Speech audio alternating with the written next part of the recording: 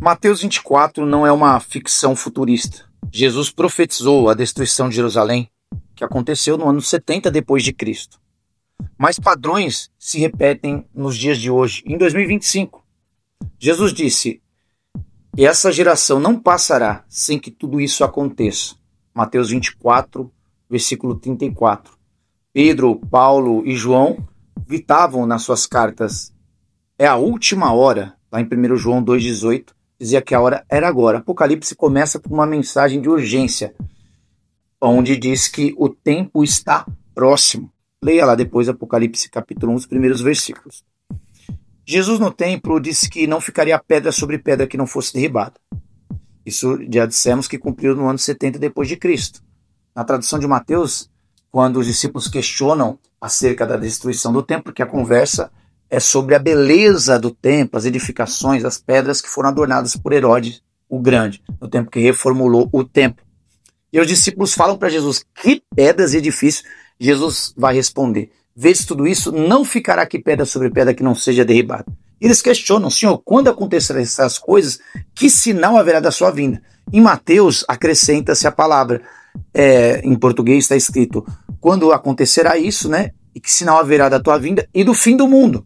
Só que a palavra foi traduzida errada, porque no original, que foi escrito em grego, a palavra não é cosmos, é aion. Cosmos seria o universo, planeta, assim, por diante. Mas aion significa a idade, a era. Por isso que Jesus fala aquela geração, que os eventos começariam a acontecer quando eles estivessem vivos. Por isso que ele até vai falar em algumas partes, quando ele está conversando com os discípulos, pregando, que alguns deles não morreriam sem que eles vissem o reino de Deus vindo com poder e glória. Aí você pode questionar, fala: Denis, mas isso não aconteceu, porque Jesus não veio em nuvens de glória literalmente. Sim, porque primeiramente ele vem em um juízo específico contra a nação de Israel, que é a antecipação do juízo que virá sobre toda a humanidade, tá? É o padrão que vai se repetir ali, é o início dos últimos dias. Eu tenho um vídeo falando sobre isso, quando começa os últimos dias, peço que você dê uma olhada, é um vídeo anterior a esse aqui, tá ok? Só que quando Jesus fala que eles teriam uma antecipação também da vinda do reino, ele se refere à sua transfiguração, porque o texto vai dizer isso, né? Depois que Jesus em Marcos fala sobre essa questão, que alguns ali que estavam vivos não provariam a morte antes que acontecesse isso, a manifestação do reino, mas não na sua plenitude. É uma degustação do reino, quando Jesus transfigura na frente dos 3 apóstolos, ok? Ele próprio fala, quando ele está sendo questionado pelo Sinédrio, né? O sumo sacerdote pergunta para ele: tu és o Cristo, né? Aí Jesus vai dizer: eu sou, e tu verás o Filho do Homem vindo sobre as nuvens. Se tu verás, não é necessariamente que ele verá literalmente o Senhor vindo, assim, cumprir ali, ou vindo em nuvens de glória e tal, assentado à direita de Deus. Primeiro que nós temos que entender as figuras de linguagem, tá? Eu acredito na vinda literal de Jesus, mas eu acredito em uma vinda específica, primeiramente para uma época, ou seja, uma antecipação do juízo, que Jesus vem como Deus, já transcendente, mas não visivelmente. Ele vem através do cumprimento profético da destruição de Jerusalém. E depois Lucas, o próprio Apocalipse, diz que todo olho verá. O próprio Atos dos Apóstolos começa, né, quando os galileus estão vendo Jesus ser assunto aos céus, e o próprio anjo responde: assim como ele foi para o céu, numa nuvem ele descerá. Então eu creio na vinda literal. Entenda, é que a destruição de Jerusalém é uma antecipação do juízo geral. Deus começa no micro e depois vai para o macro, ok? Ele vai primeiramente julgar o seu povo, que no caso eram os judeus messiânicos, que estavam ali em Jerusalém, e obviamente, depois da grande comissão, milhares de pessoas se converteram, e esse juízo se estenderá sobre toda a humanidade. Então, naquele momento especificamente, a resposta para os discípulos não era a destruição do universo, tanto é que a tradução é errada. Jesus falou da destruição especificamente de Jerusalém. O Evangelho de Marcos já não traz essa informação, para você ver que, segundo os historiadores, o Evangelho de Marcos é o mais antigo. E Marcos vai dizer o seguinte: os discípulos perguntam para ele quando será o sinal de que todas aquelas coisas que ele descreveu estariam para acontecer, ou seja, a destruição do templo e de Jerusalém. É curioso que quando Jesus diz que ele virá à direita de Deus, ele está falando de um lugar de honra. Quando ele fala para o Caifás ou Anás, ele diz que você verá, ele está dizendo que ele verá os eventos acontecerem, o que ele descreveu acontecer. Eles veriam né, esses eventos, quer dizer, a destruição de Jerusalém, eles seriam testemunhas daquilo que Jesus pregou, que era verídico. Novamente, fazendo uma alusão a um juízo vindouro geral para todas as nações, para toda a humanidade, mas mostrando para os judeus que ele era o juiz dos juízes, o filho do homem, que sim, virá, como diz lá em Daniel, ele vem até o ancião de dias, em Apocalipse, fala que ele vai abrir os selos, demonstrando, através dessa visão, que ele é o rei do universo, que ele é o Senhor dos senhores, inclusive o Deus dos deuses, porque Jesus vai falar como o próprio Pai. Ele diz, eu sou. Ele fala, eu sou. Deus fala isso na sarça para Moisés. Jesus fala novamente, eu sou. Deus fala em Isaías, eu sou o princípio e o fim. Anuncia o fim desde o princípio. Jesus fala em Apocalipse, eu sou o alfa e o ômega, princípio e o fim. Então é nesse sentido, aqueles que estavam vivos na época, eles já viram a antecipação do juiz de Deus vindo sobre as nuvens. Significa o poderio de Deus. Você vai ver essas expressões no Antigo Testamento, o Senhor falando em figuras de linguagem. Então isso demonstra o poder vindo sobre as nuvens, quer dizer, um juízo divino, algo que vem do céu para a terra, para julgar as nações, para julgar Israel primeiro e depois virá para julgar as nações, de forma literal, ok? E aí voltando, então, segundo Flávio Joséfos, mais de 1 milhão de mortos morreram naquele tempo da destruição do templo no ano 70, ok? Pois vocês dão uma olhada lá em Lucas 21, que Jesus vai falar claramente sobre a destruição do templo. Ele fala, quando vir de Jerusalém cercada por exército, sabei que é chegada a sua desolação. Quem estiver na Judéia, fuja para os montes. Por que Judéia? Porque era algo localizado. Se vai se amplificar, vai se ampliar a todas as nações? Sim. É a minha crença, tá bom? Eu não sou preterista, eu sou mais uma versão histórica, creio em alguns traços futuristas, mas eu não me classifico como nenhuma das 4 principais interpretações, tendo em vista que as 4 têm pontos positivos e negativos. Eu não gosto de ficar nos extremos, eu sempre procuro meio termo em todas as visões. Então vamos lá. Nós vemos hoje em dia guerras e rumores de guerra, aquele tempo já começou, os discípulos foram levados às sinagogas, foram mortos pela palavra de Deus, e isso se repete ao longo da história, como um padrão que vai se repetindo. Então nós vemos hoje guerras explodindo no Oriente Médio, rumores de guerra aí, um alinhamento aí das potências contra Israel. Nós vamos ver Rússia, nós vamos ver aí China, Coreia do Norte, Venezuela, os países, né, o que é chamado de eixo do mal, se alinhando contra Israel, contra a moral judaico-cristã. Então veja a igreja e Israel unida, né, os 24 anciãos, representante 12 apóstolos e 12 tribos, mostrando a união da igreja e Israel, se tornando um povo só. A igreja acrescentada junto ao povo de Deus, circuncidados no coração, enxertados na oliveira, assim que Paulo diz. Aí em Mateus 24 ele fala, né, da abominação da desolação, falando da destruição de Jerusalém. Nós vamos ver isso, o padrão, por exemplo, que se repetiu lá em Daniel. Antíoco Epifanes sacrificou um porco no altar, durante 2.300 tardes de manhã ficou sem sacrifício, ok? Que era o sacrifício da lei exigido, né? O sacrifício da tarde e o sacrifício da manhã, portanto, o sacrifício perpétuo. Ele tirou durante 3 anos e meio, do ano 168, se não me engano, antes de Cristo, ao ano 165, que foi o tempo da restauração lá com Judas Macabeu. Aí hoje em dia a gente parece que vai ver esses eventos se amplificando, né? Aí, e outras coisas, Satanás aprimorando o seu poder de domínio e controle através da inteligência artificial, através das tecnologias. O que ele não podia exercer de controle com o Império Romano, porque não tinha tecnologia suficiente, hoje ele consegue ampliar esse controle e ainda se parecer com Deus. Já não é mais personificado no Império Romano, que caiu. Nós sabemos que o Império Romano caiu o Ocidente mais ou menos 476 a.C., o Império Romano Ocidental, que tinha sua capital em Roma, e depois lá pelo ano de 1453, se não me engano, caiu o Império Romano Oriental. Só que ele sobrevive às ideologias dessa falsa religião, quer dizer, da besta que sobe da terra, que tem chifres como cordeiro, mas fala como dragão, que é a besta, é o falso profeta, que representa todas as falsas religiões do mundo, continua vivo. O próprio Império Romano, né, que a besta que sobe do mar, Apocalipse 13 fala, tinha 7 cabeças, 10 chifres, que na época era Roma, a Roma imperial. Esse poder governamental se personifica as nações. E assim, de tempos em tempos, ele tem outros representantes, que não foram só o Império Romano, não está se limitando As profecias não se limitam a uma época específica. Elas são atemporais, ok? Elas são contemporâneas. Está lá no passado, presente. No futuro, os nossos posteridades vão falar sobre isso. Veja, por exemplo, a peste bubônica. O povo achava que era os selos do Apocalipse, que era o cumprimento escatológico daquela situação, e Jesus estava às portas. E Jesus não voltou naquela época.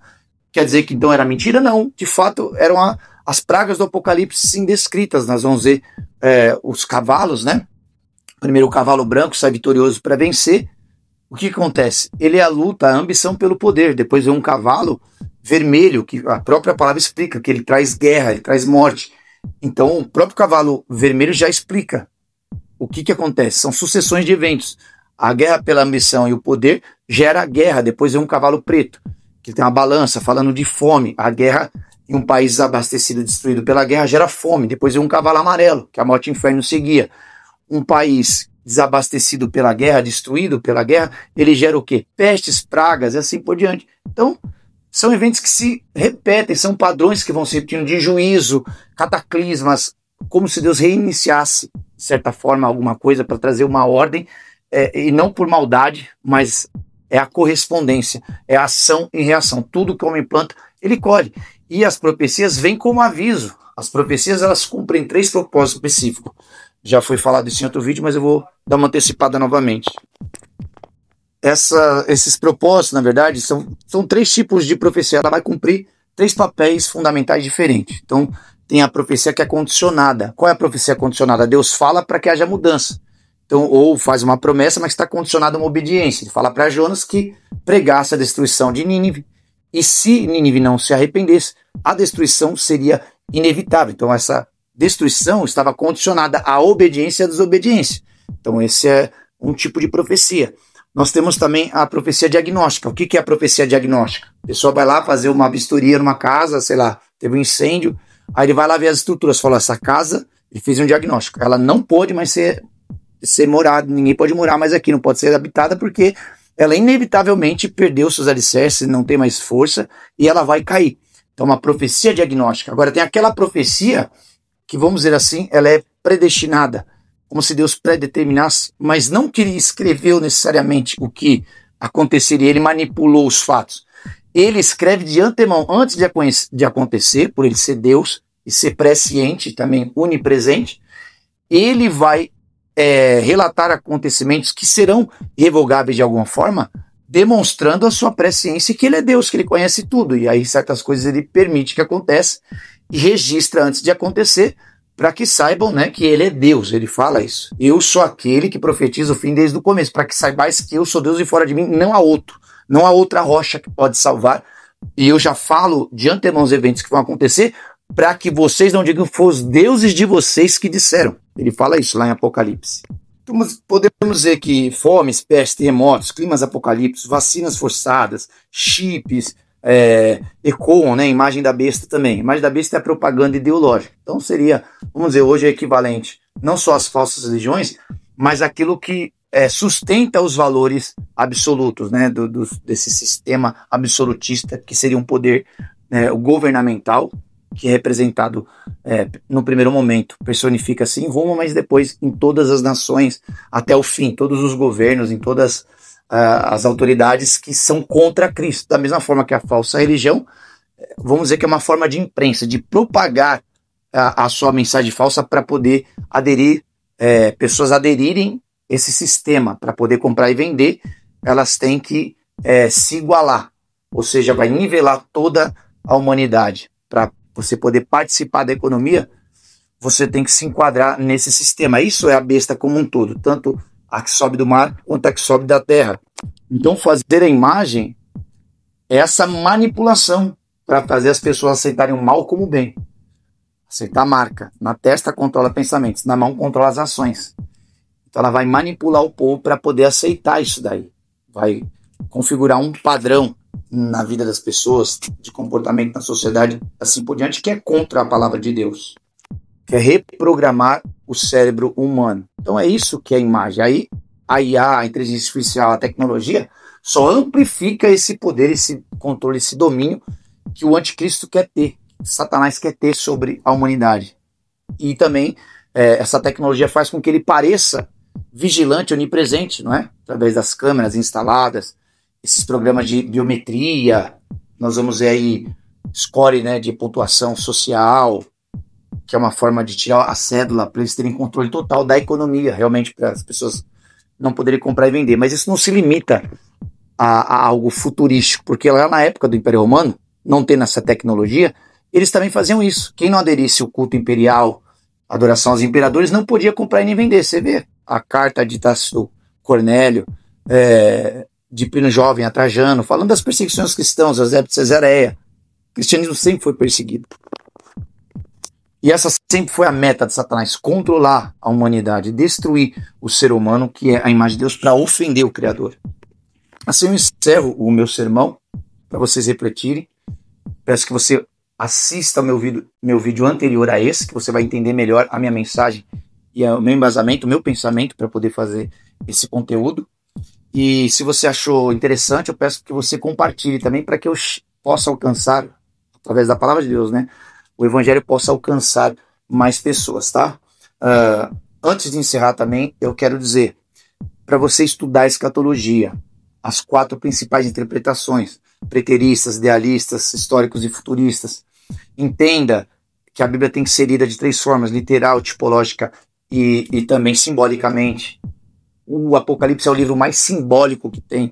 Você precisa entender essas regras de interpretação para que você não troque gato por lebre e não fique distorcendo o que está escrito. Gente, o tempo é curto para eu fazer o vídeo, então às vezes eu falo alguns termos que você pode não conhecer, que são mais técnicos, mas estude o que estou falando aqui. Depois eu vou pedir para que vocês estudem com mais detalhe o que eu vou falar para vocês rapidinho. Existem 3 principais interpretações aí sobre o milênio: o pós-milenista, o pré-milenista e o amilenista. Para o amilenista, o milênio ele é simbólico, ele acontece agora. O pré-milenismo crê que Jesus vem antes do milênio, ele arrebata a sua igreja e depois do final da tribulação ele vem para instaurar o seu reino. E o pós é triunfalista. A diferença entre o pré-milenismo histórico e o pré-milenismo contemporâneo é que no histórico a igreja passa pela tribulação, no final da tribulação Jesus instaura o milênio. Já para o pré-milenismo mais contemporâneo, que também ele, consequentemente, é pré-tribulacionista, ele crê no arrebatamento secreto, que a igreja não passará pela tribulação, mas após a tribulação, Jesus vai instaurar o milênio. Na minha opinião, o amilenismo é a visão mais coerente. Eu me classifico mais, eu me identifico mais com o amilenismo, que crê que esses eventos eles são literais, essa luta do bem contra o mal é verdadeira, mas que você não pode entender para uma época específica, para um personagem específico da história. Entende-se tudo como um sistema. O anticristo é um sistema. Você vai ver João falando: filhinhos, muitos anticristos já têm se levantado. Nisso sabemos que já é a última hora. Eu falo melhor sobre isso no meu vídeo anterior, falando quando inicia-se a última hora. Eu vou dar detalhes, capítulos e versículos. Eu não vou me estender aqui porque o vídeo já está longo e eu queria ter feito um vídeo um pouco mais curto. Então é isso, gente. Eu deixo essa mensagem aqui, como Jesus disse: vigiai porque não sabeis a hora. Mateus 24, 42. A igreja primitiva viveu isso e saiu vitoriosa. Hoje, oração e jejum, como eu sempre digo, para você se aproximar mais de Deus, são ferramentas e recursos que Deus nos dá para poder fazermos, né, do nosso corpo realmente o altar divino, a morada do Espírito Santo, através do jejum, que é uma forma de mortificar as obras da carne, abstinência, a gente controlar o que a gente assiste, o que a gente ouve, para que a gente eleve a nossa frequência, nosso pensamento, a nossa comunhão com Deus. Em todas as provações e todas as lutas, meus queridos, Deus nos guardará, como diz em Apocalipse 3:10, da hora da provação, que há de vir para tentar os que habitam sobre a terra. O Armagedon final, obviamente, ele vem, a última luta do bem contra o mal, mas nós já estamos no meio dessa guerra. Você já é um soldado de Cristo, você já está sentado com Cristo nos lugares celestiais. Você já tem uma posição em Cristo, você já participa da vitória do ressuscitado, você já participa do reino de Deus aqui na terra, que será manifestado, obviamente, em plenitude, quando Jesus vier, literalmente, visivelmente, para buscar a sua igreja, e aí, consequentemente, será o juízo final. Essa é a visão mais que eu compactuo, ok? Só para você entender qual é o embasamento que eu tenho para trazer essas informações e pregar dessa forma, expor meu pensamento um pouco diferente do que você está acostumado. E o final nós sabemos, né? O bem vence o mal. Apocalipse 16:16. O Cordeiro vai vencer as hostes da maldade e quem estiver com ele vencerá também. Hebreus 11:6 diz que sem fé é impossível agradar a Deus. Então, meus irmãos, 2025 confirma Mateus 24. Peço que você comente aqui no meu vídeo se você gostou, se você concorda, ou mesmo se você discorda, não tem problema. Deixa aí o seu comentário, porque isso vai ajudar o meu vídeo a ganhar engajamento. E também peço que inscreva-se no canal para mais revelações, que ative o sininho. Glória a Deus, muito obrigado, fiquem na paz.